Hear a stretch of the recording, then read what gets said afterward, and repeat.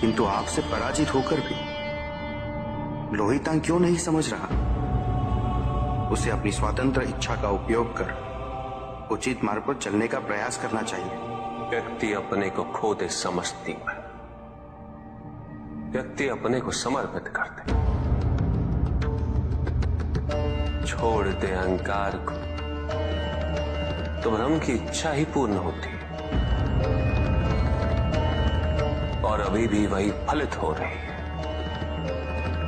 ऐसा नहीं है कि हम उससे भिन्न फलित करा लेंगे, लेकिन व्यक्ति भिन्न फलित कराने में लड़ेंगे, टूटेंगे, नष्ट हो। एक नदी में एक बार बाढ़ आ गई पुत्र। दो छोटे से तृण उसमें बह रहे थे और उसमें से एक नदी में तिरछा पड़ गया और वो बाढ़ को रोकने का प्रयास कर रहा था। वो अत्यंत ऊंचे स्वर में कह रहा था कि नदी को आगे नहीं बढ़ने देगा। यद्यपि नदी तो बस बढ़ती ही जा रही थी। वो फिर ऊंचे स्वर में यही कह रहा था कि मैं इसे अवश्य रोकूंगा, यद्यपि रोक नहीं पा रहा था। नदी को तो उसके संघर्ष का कुछ भी पता नहीं चल रहा था, किंतु नदी को उसके होने या ना होने से क्या अंतर।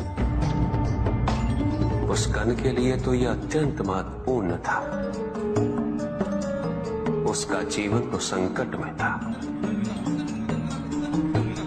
वो तो बस बहे जा रहा था। वो जहां भी पहुंचता, किंतु उससे पहुंचना तो संघर्ष करके ही था। किंतु ये बीच का क्षण, ये बीच का काल दुख, पीड़ा, द्वंद्वता का काल है।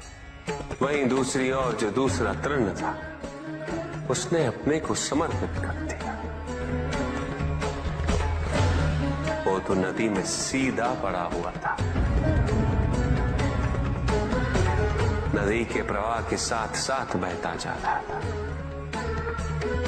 और उसे ऐसा प्रतीत हो रहा था जैसे कि वो नदी को दिशा दे रहा है, उसे प्रवाहित होने में सहायता कर रहा हो। वो तो ये निश्चय कर बैठा था कि नदी को समुद्र तक पहुंचाकर ही रहेगा, किंतु नदी को उसकी उपस्थिति का भी आभास नहीं था। नदी पर उन दोनों के होने या ना होने का कोई प्रभाव नहीं था। नदी तो बस बहे जा रही थी।